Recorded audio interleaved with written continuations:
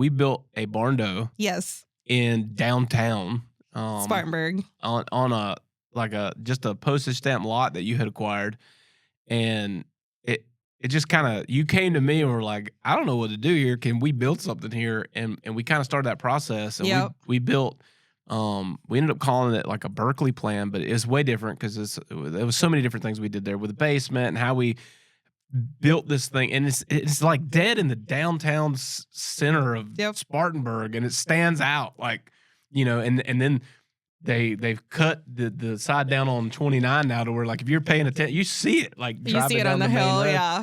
And how about the sewer? Yeah. Yeah, so it was the property was below the street level, so we couldn't connect to the sewer unless we put like an expensive pump or something. Yeah. But then there was like a Hail Mary moment where there's a sewer that connects to the back somewhere that we had to figure out where it was. The city didn't know where it was. Somebody put it in under the radar 30 years prior.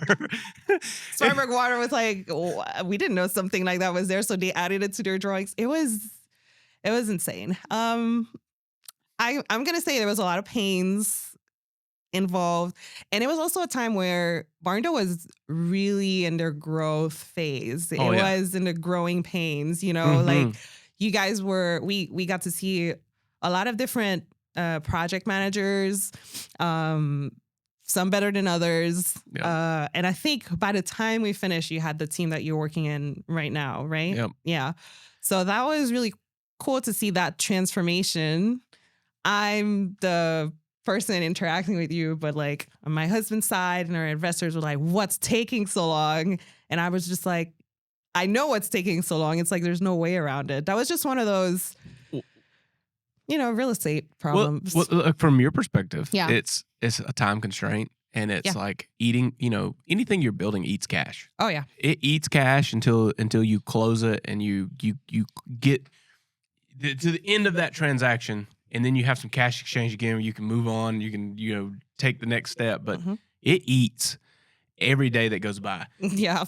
And then for us, it was figuring out that type of environment in that setting with all these different parameters, like, because it transformed into what it became. It became a show-stopping property. I mean, before you guys took keys, I think I probably took 200 people over there to see it because, we get calls all the time from investors that want to build, and they're like, "Hey, we want to do it," and same thing, like we want a small footprint with the accommodations for 3-2. That's the magic word, right? 3-2, 3-2.5. That you're in the magic moment, yeah.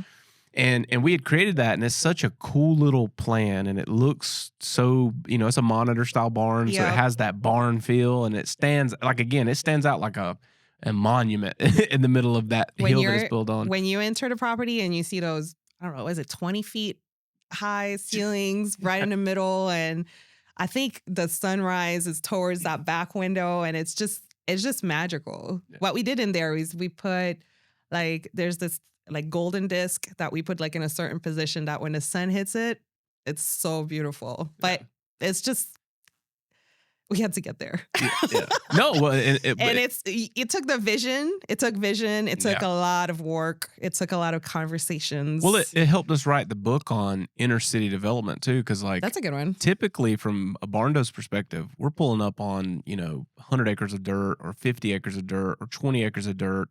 Small lots, 5 acres of dirt. Mm-hmm. And then to take a vision like that and capture it on literally 1/10 of an acre. Yeah. And it's at a 40% incline slope, and it's on all city municipality, like sewer and waste and water, and it's a duplex, and like. What about your investors that don't want to spend money? Yeah. Yeah. Well, they're just like, what? We're trying to solve all these problems. Yeah. And it was a great thing because we did something that to my knowledge, had not been done before with that type of product and that type of environment. Mm-hmm.